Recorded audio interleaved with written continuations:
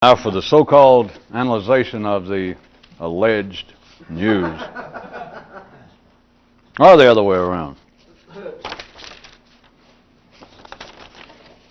Let's see what they pulled out. One man, drenched in exasperation, said to some obstinate, inanimate objects, "Can't you guys just try it once? Just try and cooperate?" And the object says, "We don't have to. Why should we? We don't think. There's nothing you can do to us." I don't guess we should jump immediately to some conclusion and consider that could, metaphorically, that you could apply that to looking at one's own mind. And surely someone would be decent enough to take umbrage and go, "Are you alleging that my mind might be an inanimate object?"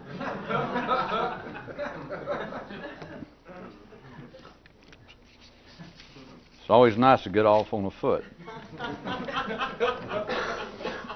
Which I guess is some kind of new perversion if you can get off on a foot, but I don't know.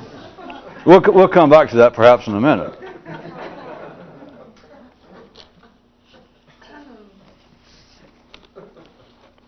Nobody would really consider that someone's mind could be an inanimate object. But what if you did want to pull and stretch out possible allegories and metaphors? Because everyone, at least all men, you women, I'm not sure, up to date enough to be that dumb, that progressive, but all decent men, real men, have had serious comments to inanimate objects.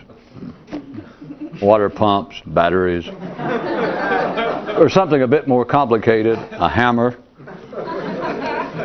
a nail. I think, well, oh, God damn, how about cooperating?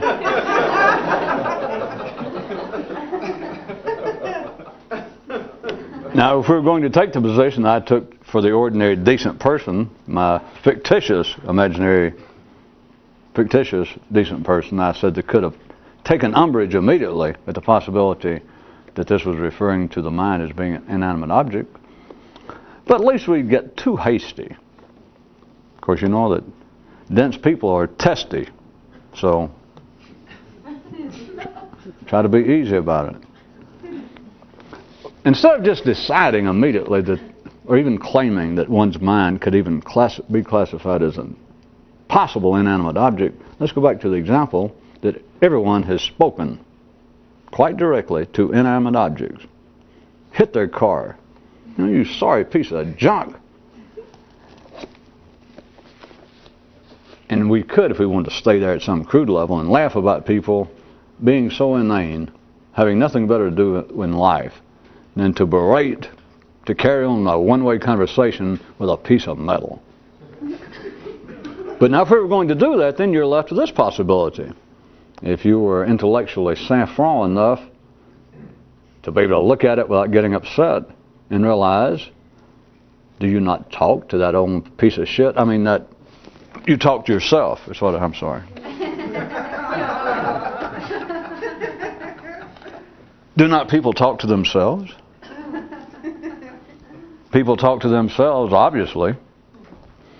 Individually, they call it thinking, daydreaming. They do it institutionally. They go to confessions. They ask advice. They give advice. They engage in what appears to be social conversation with other people based upon the fact that most of them do not have the address for the rhyme doctor to write off for professional advice, and so they must seek it from cheaper sources such as family and friends. Do you not kick a certain part of your body? And if you're sane at any ordinary level, if you're sane, you do not do so physically. You do not mistreat your body. You do not kick at it. You wouldn't kick your body the same way that you will kick the side of your car when it breaks down on the way to an important occasion. But do you not, looked at from that same kind of clinical view, do you not do, if you're ordinary, do the same thing with the mind? Couldn't you cooperate once? That is not necessarily the words you use, but you are doing, at the ordinary level, the same sort of thing. You are kicking at the mind as though it were an inanimate object. And if you still think that is a bit harsh, what do you call, for instance, to bring religion up to date in a sense, what do you call psychological analysis? What do you call talking analysis? What do you call describing? Now, I know it's serious problems if you're ordinary. It's nothing like that you're on the way to, the Chunky Blues Festival and your car stops down the interstate. And the beer's getting hot and you're late and as mad as you are at the car. Now, I know that is certainly not at the same level as a person who says, I have some sort of, I don't know, it's a recollection of, I think my mother forgot my 8th birthday. She either forgot it, I can't remember good. She either forgot it, or I didn't get what I wanted. Or if I got what I wanted, it was the wrong color. At any rate, I never have felt completely at ease with life. Can you help me? Being said to some human institution. That being addressed to some facet of city life. To a psychiatrist, a priest. You don't see any connection. Regardless of the little dramatic and, of course, faux sarcasm of saying, well, that's certainly, you can't compare your car breaking down with apparently your personality breaking down. But at the most sincere level that an ordinary person could be, is that not what all forms of confession, all forms of, all pleas for help? Is that not what it is? Now, they do not look at it that way, but they might as well be kicking a car because they're treating what they would call their personality, let's say, or their mind, as though it were an inanimate object. Now, I know from the ordinary view, and we were assuming certainly that since roller derby is on Channel 6, that we do not have ordinary people watching this kind of stuff.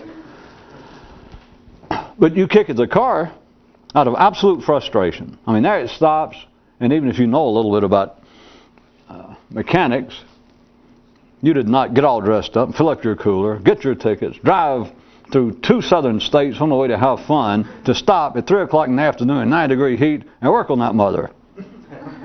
So you kick it with a certain amount of frustration. Like, come on, couldn't you cooperate one time? Now, you sound like you're talking to the car, for instance.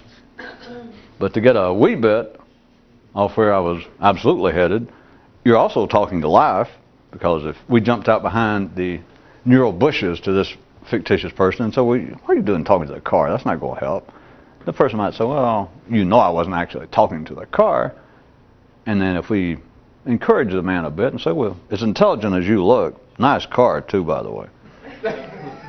I bet it's a Jim Dandy when it's running. At any rate, we'd say, anyone as obviously as astute as you are, I bet you even can think in sort of manners allegorical. The guy'd probably go, well, boy, you hit me on the head. We'd say, well, by you talking to the car, you're actually talking to life. I mean, you're just talking to human existence. You're saying, how come things can't go better? Especially when it's not at some cheap level like an automobile. It's not like my wife left me or my, a good friend has a terminal shingles or something or some horrible disease. That it just seems like it's a piece of inanimate material. And so I'm really, this guy is saying, with our encouragement, he's saying, you're right, I guess I am just speaking to the full scenario of human existence, just saying, how come life cannot cooperate? Just once, give me a break. Now that sounds, to an ordinary mind, far removed from people going to a psychiatrist, or even people thinking to themselves, reflecting, ruminating, musing about what a strange thing is myself. They might call it their personality, etc. But what we're talking about is always this, because without that, whatever else they want to call it, their soul, their personality, it is kaput. It is gone. Do you find it absolutely unrelated? Do you see absolutely no possible connection? That they have simply changed the terminology, they have changed, instead of kicking in a car, they are treating the human mind. When you go to someone, not just professional, but I'm just trying to make a more outstanding, comparable example, to go seek absolute professional help, someone's going to charge you money the same way as a mechanic's going to charge you to come out and tow your car in, once he finds a problem, replace whatever it is.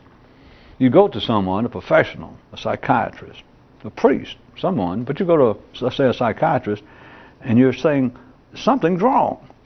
The man says, well, you're in the right place. Lay down, sit down, tell me what it is. And you start talking about your personality, your subconscious traumas, whatever you want to call it, whatever was the going phrase. How are they treating it? Now again, if we jumped out of the bush and say, all right, you heard of that story we just been through for the last 5 minutes, you're now treating your mind like an inanimate object. The person would say, if they were saying, they'd go, no, I'm not. So we give them that. Now back to asking you. If it is not awfully close, albeit non-verbally couched and thought of, but if it is not approaching an inanimate object, why? Why would any sane person, even though they may be neurotic, but they're still sane if they go to seek a psychiatrist? That shows they're sane. An ordinary person. If it was not almost like a dead, inert, pardon the redundancy, if it was not like, if they were not treating it as though it was an inert lump, and if you do not like inert lump, it's beyond their comprehension to deal with. Now, I started out trying to make the example a little foolish of saying, well, we can't compare a car that's stopped with your human mind. If you're ordinary, you're supposed to go, here. Certainly, there's no comparison between especially a Chrysler product in my mind.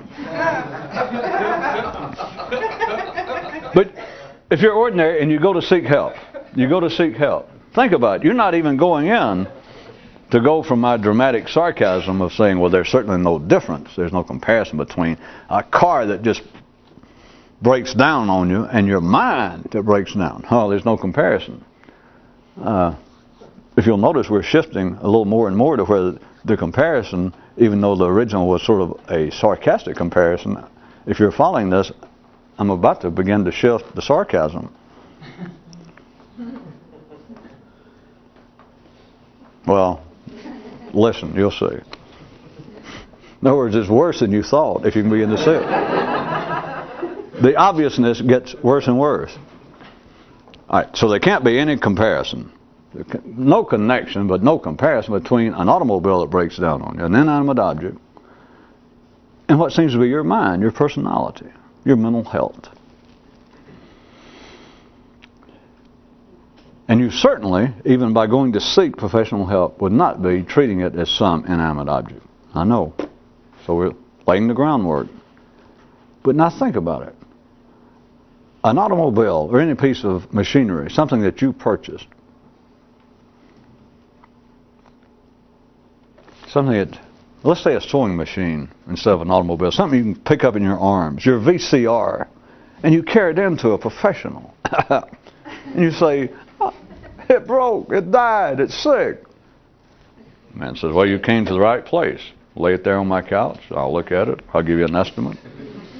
And it's not your business. You do not repair them. So you ask, do you do this kind of work? Yes.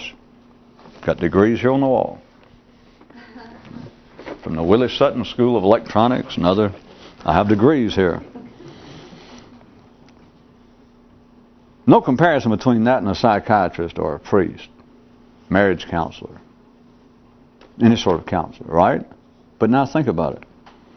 You walk in with a VCR or sewing machine, and it's a piece of stuff. It's merchandise. It's fungible. You can go buy another one just like it. If they can't fix it, if they take it in the back room, and the guy comes out, the electronics man, and he's taking off his mask, like from surgery, and he shakes his head. And you think, well, I lost my favorite Kenwood VCR, but kind of cheer up because you can go down the street to Crazy Eddie's or Circuit City and get one just like it. So that seems quite obvious. But now think, you're going in to see a psychiatrist, a priest, somebody for counseling, for advice. You're not now going in with a piece of fungible, inert, plastic, and metal. You're going in with you.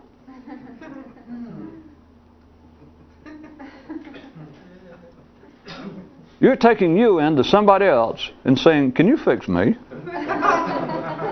And on top of that, you've got to diagnose it. You've got to pay them $100 an hour, then you've got to diagnose your own problem. Now do you see that the dramatic sarcasm may not have been as theatrical as I said it was, or it may not be sarcastic? Think about it. Now, originally you would not, perhaps if you were ordinary, surely you would not have liked the comparison of what I seem to be insinuating. That what you mean by thinking that you have problems with your own personality, that you're treating it like just an inanimate object. What I said, the sarcasm was getting worse in a theatrical sense. What I'm saying is, hell, it's worse than that. You're treating it, if you're ordinary, you're treating it worse than a lump of plastic or metal. At the ordinary level, you're supposed to. There's nothing untoward going on. But consider one more time. You go in, and we're not picking, as you know, in psychiatry. I can use religion. I could just use you going to see a friend. Anybody. But you go to somebody, just professional, when you put it on an institutional level, it makes it stand out a bit more if you follow it. You're not taking in just a car or something you can replace or a VCR. You're taking in you. And you're saying, I seem to be broke. I'm not running right. Can you help? And of course they say, well, certainly, that's our job. What do you think this is? Well, you've never seen a church, you've never seen a psychiatrist's office? Come right in. From one view, you're treating it worse than you did an automobile. Because remember, or a VCR, because if you go in there and the guy goes in the back room, he spills a beer on it and it blows it up anyway, or he drops it and he comes out and he wipes a tear from his eye and says, well, I'm sorry I couldn't save it. You can go buy another one. But looked at, if you carry this just a wee bit further, which has no real pragmatic value except for a real thinker considering what's going on, you turn over your VCR / your mind, your personality, your problems, which is another story. Wait a minute. You're using my problems as synonymous with me. I said that's another story. Thank God we don't have time. What if you turn over your VCR, I'm sorry, your mind, I'm sorry, your problems, no, your mind, to a, quote, professional, graduate of Johns Hopkins, Harvard, a psychiatrist? What if he drops you in the back room? What if he spills beer on you? What if he rewires you incorrectly? So that the VCR, he charges you and he says, yeah, I fixed it, but now when you put it in, it makes toast. Or now when you put a tape in, it eats it and then goes, and that's for a cigarette. Again, you can go buy another one. But what if, I guess allegorically speaking, if that makes you feel any better, what if that happened with someone working on your mind? I assume you follow the rest of it. By all reports, I'm not going to question it. From everything I've heard, it's common belief amongst ordinary people that you can't go out and purchase another you. That's what I've heard. It makes no difference to me. I'll accept that. That if a psychiatrist, which we all know is not going to happen, or a priest, or anybody, if they take you in for repair, of course, human institutions, the city has arranged things that, by the by, that they operate on such a time scale that you can't ever be sure. You'll never find out that they rewired you incorrectly or that they dropped you. So that's it. They can outlast you. I don't mean a particular psychiatrist or a particular rabbi or priest. The institution itself will outlast you. And so you can't ever turn around to psychiatry or to psychiatry, to the institution or religion, and say, wait a minute, I've been coming here to see you.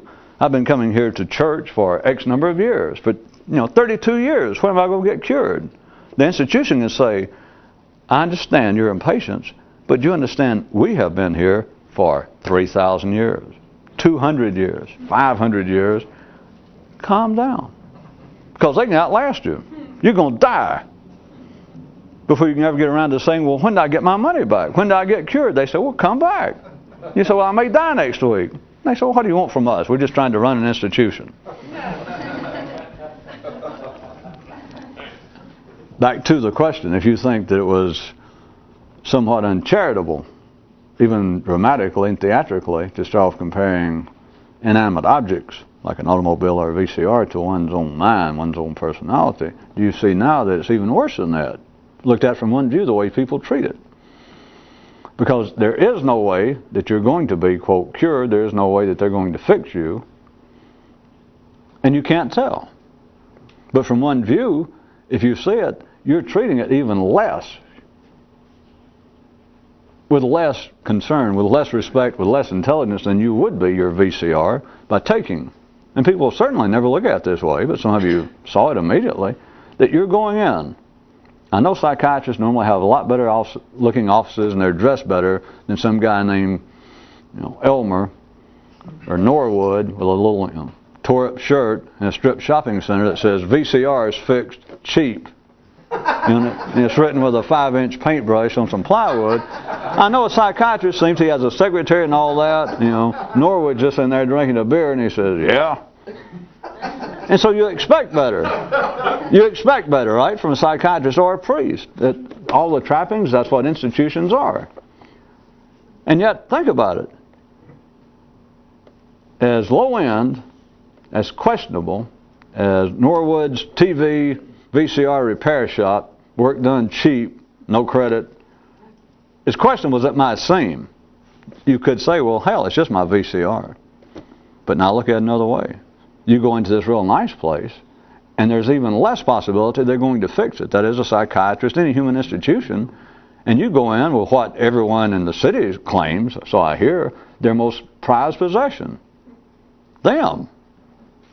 And you go in and say, can you fix it? There's absolutely no track record whatsoever. None.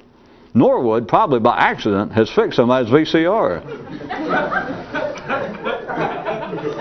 Or since I brought that up, those of you who do not know a lot about the electronics business, I can assure you, trust me, the first thing they do, they'll take in your TV or VCR, I'm not even speculating, just trust me. And you tell him what it is, and he'll write it all down, and yes, and well, lightning didn't hit the house or anything. He'll write it all down, and he'll say, well, call me Thursday, which is the first thing you learn in electronics school, is tell everybody, call me Thursday. As soon as you leave, anything electronic, they plug it in, turn it on, and give it a hit. And I'm going to tell you, in the business, the figures I've heard passed around is anywhere from 70 to 85% of them work.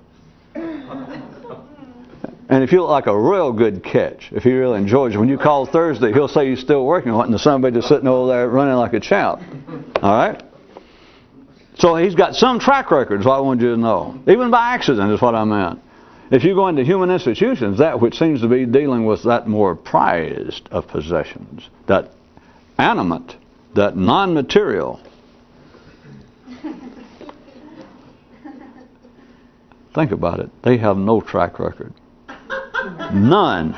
Not one. There's not one that any religion can turn to and say, well, yes, here's a man that, we promised him that if he came here and gave us, X amount of his money and came here faithfully, when he died, he wouldn't actually die. And here he is to tell you. Not one.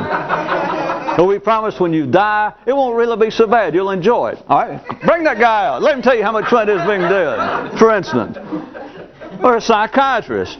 Yes, we're here to make people happy. That's it. It's not our business. We're not here to judge. That's why we're superior to religion. We're just here to help. We're not here to judge. And so people say that they have problems. I accept that. I'm a psychiatrist. I'm taught. I spent years learning not to judge. Sometimes I have to go in the back room and kind of snicker when I hear it, but I don't judge publicly. So I just take it, people say, what I want to do is be happy. So that's what I'm here for. $90 an hour to be happy. And you ask, could I see one happy person that you've treated? There's no track record. We're not talking about some small percentage. It's the same as a religion being able to say, well, yes, bring out that man who was dead and he's real happy about it now. And we're not paying him. He just said he'd be glad to testify, to give a testimonial. Not one. No, not even a half. None. You understand? Same with psychiatry. Same with education. Same with any human institution. Anything that is done collectively, it's a repainting of the horses on the merry-go-round. It has no track record. How can you call a track record a merry-go-round? Well, here it comes again.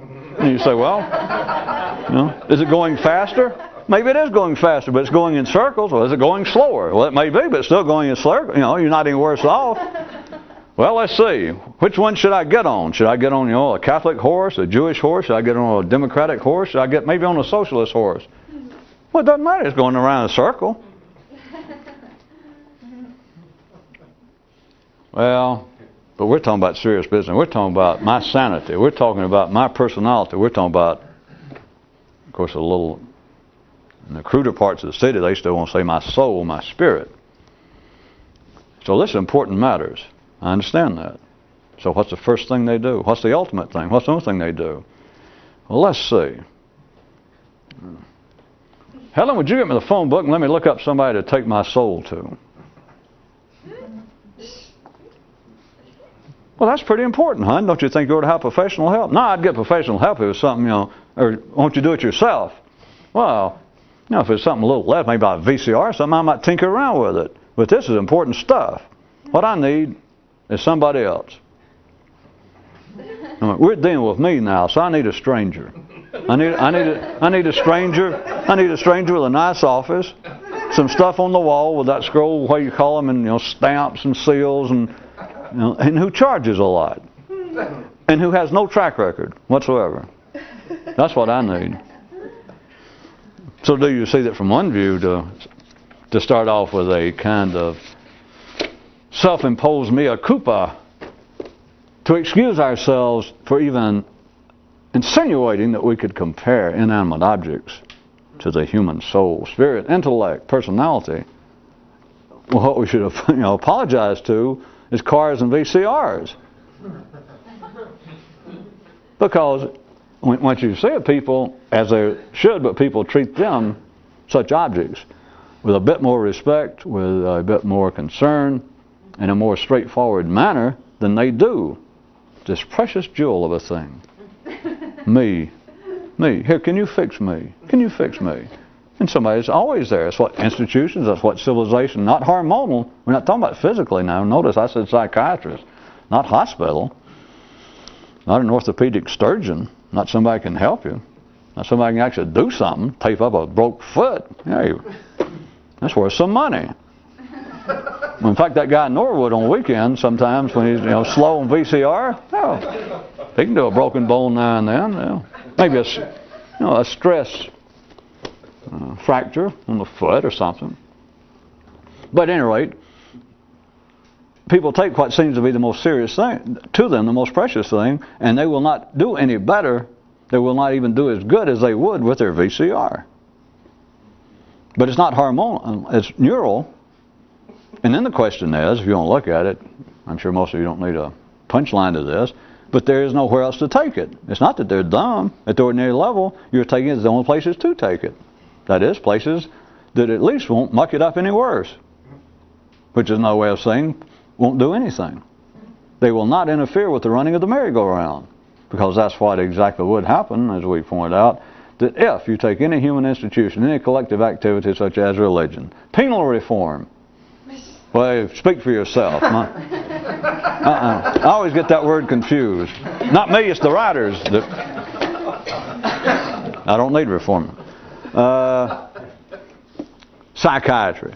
Any human activity, collective activity, if it succeeded, if psychiatry did what it purports to have as its aim, if religion could succeed in what has been its professed goal for all these years, all it would have done is stop the merry-go-round. It would stop those involved from breathing. It would be self-destructive. So it's not supposed to succeed. It's supposed to say it is. And it's supposed to be an endless running. That is, the ordinary progress of humanity. But do note that any ordinary level, people are treating the mind, they're treating themselves as though it was almost a ghost partner in a dance, almost as though it is an inanimate object. Because you got to understand that even though I know that they would not, and they shouldn't, they'd be insane for an ordinary person to accept that they cannot treat it in any manner, cannot think about it as being just an inanimate object, but notice they're treating it almost worse.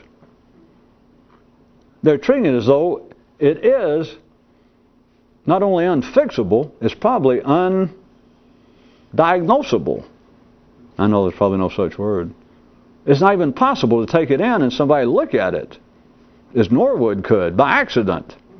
Or if he's been around enough, he might, if he wasn't really trying to take it, he might stick a pencil down your VCR, take off the back and say, well, all it is this capstan's wore down, I'll replace it. A psychiatrist, a priest, all human institutions, you say, it's me, I'm here and I need help, and you hold you out. You have to do it verbally, of course, you have to tell them what it is. If we're talking about hormonal, you go in to the orthopedic man, you say, he looks down and your little toe is hanging off at a 45-degree angle. And he understands. But you go into a psychiatrist, you can't do anything. You go in and you say, well, what's the problem? You can point. He said, well, all right, a head. But you know what? Or you go in allegorically to a priest and you say, I need help. And they say, what? And you know, my heart, my soul. Well, what? What? You know, everybody's got problems.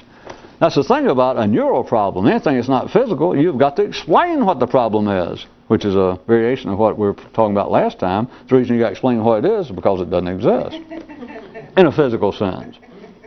It is non-ending. It is inoperable. I mean, inoperable cancers, they stole that whole idea from the human personality.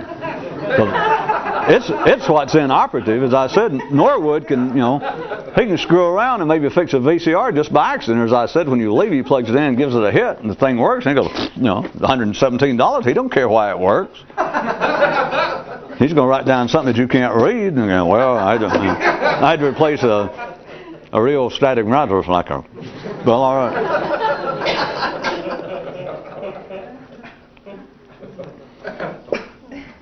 You have to explain what your problem is, because it's not only not obvious, that is, it would seem, I guess, from a physical level, if you were still trying to follow this from an ordinary view, that you tell a psychiatrist, you go, well, I know you got problems, but what? You know, I'm not a mind reader.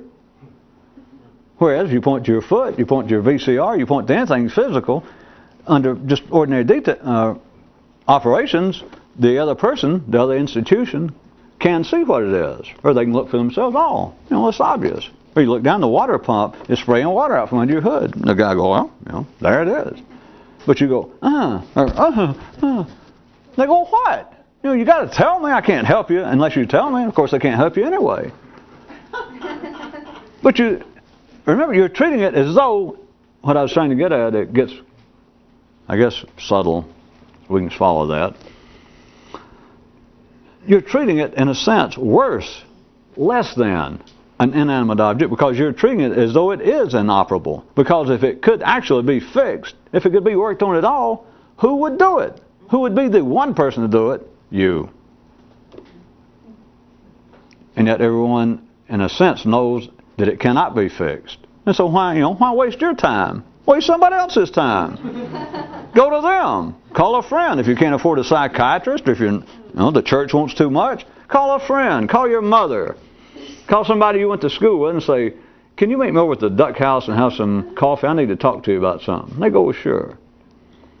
Think about it. It's like going in to, I don't know, get your stereo fixed by a guy who's, obviously deaf. Or you go in to get a painting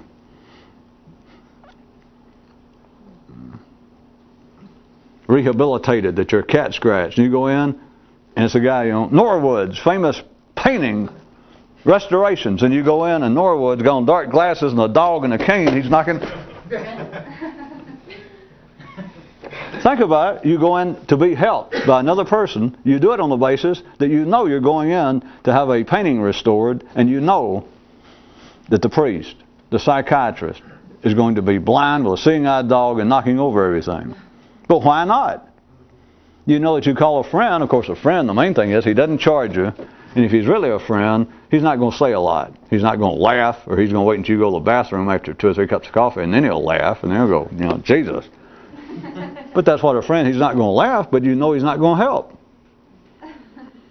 If you could be helped, if the human intellect, human personality, was a distinct problem, if it was a one-lifetime problem, if it was something amiss that needed to be rehabilitated, repaired, then who would do it? You, the individual. There's nowhere else to look. There's nothing else to say about it. But that's not the point. And so one way to look at collective activities, when it's anything that the collective does or thinks is hardly worth an individual's time to even consider it, is that part of what it does, I know this is a crude way, but it's not an untrue view of it, is part of it is that individuals know that they don't have problems. It's a good thing we're out of time, because you know that none of this is true. And you know that we couldn't say this in public.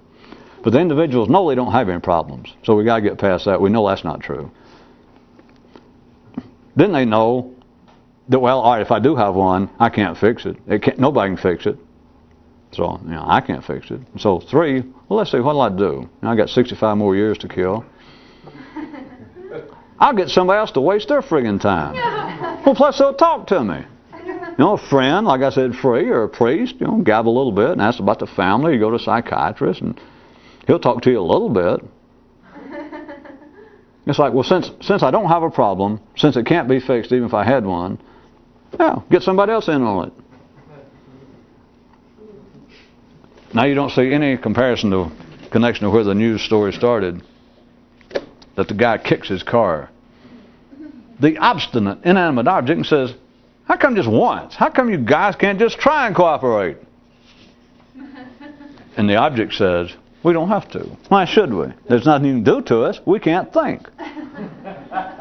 The part I didn't get to is their response here is like, like you can't do anything to us, we can't think. What could you do to this inanimate object? How about your VCR? To take it right quick. That you say, it was my favorite show. You were supposed to tape it last night when I was working, and here it is. Now you're spitting out the tape and you're smoking like you're burning it. How come just once you can't do right? And the VCR says, why should we? We don't think there's nothing you can do to us. And you can go, yes, there is. And of course you can grab a hammer and really hit it, right? And teach it, huh? Which is not, I understand, it's reputed that such things have happened in life. But you can do that. But what have you done? In a sense, nothing. You can go buy another one that was already broken, and you certainly hadn't heard it. But what happens if it could think? What happens when humans can think? Why is the news item, even the last part, it all interesting? They say, well, why should I? Why should we treat you? Why should we cooperate with you? We can't think. There's nothing you can do to us. We don't have to. Now back to the mind.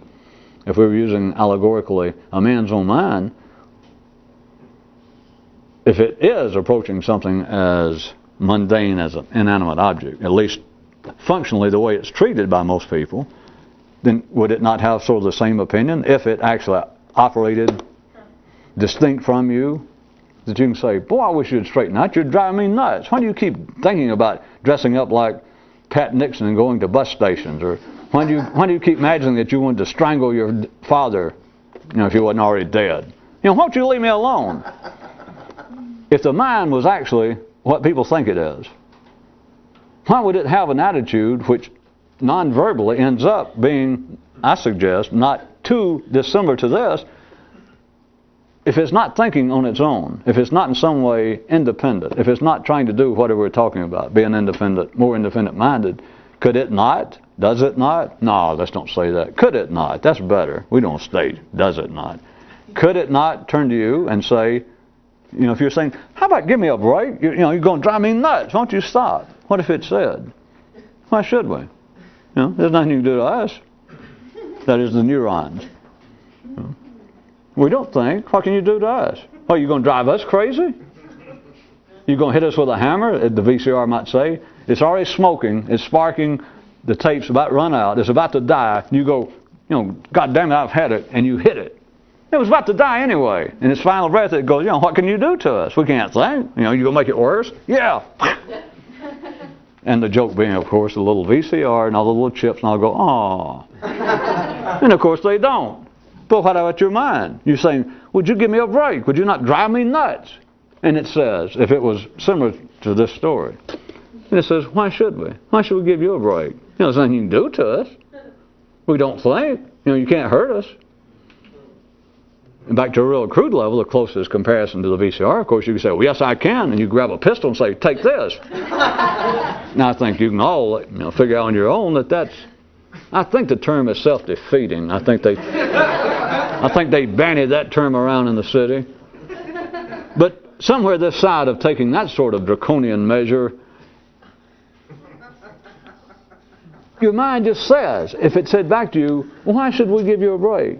You say we're driving you crazy. These are your thoughts, your brain itself. You're saying that I'm driving you crazy, or we are. It would speak in the royal pluralistic sense. It would say, why should we? You can't do anything to us. What are you going to do? Drive us crazy? Now, if you follow that a certain bit further, you could say, wait a minute, that would be it. You know, your rights can't shoot yourself and all that. But, hey, what if you could turn on them and drive them crazy? Think about that. On top of everything else we talked about. What if that were possible? Like, wait a minute. Hey, don't screw around with me. I'll screw around with you. You're right. Now that you've given me that challenge when I asked you to give me a break, you remember that a few minutes ago? And your brain says, yeah. And you said, and you remember in response you said, why should we? We're not some kind of piece of machinery. We're not a VCR. We don't think. What can you do to us? All right. You remember saying that? And your brain goes, yeah, uh-huh. You say, all right, how about this? What if I start driving you crazy? And I think we'll leave this picture, if you can follow this, you and your brain, after you just said that. All right, what if I start driving you crazy? And then you and your mind both sort of, I had to play both parts. You look off kind of like one way, and your mind kind of looks off the other way. And that was the final line of the show, and it's, fade to black, and that's fade to black.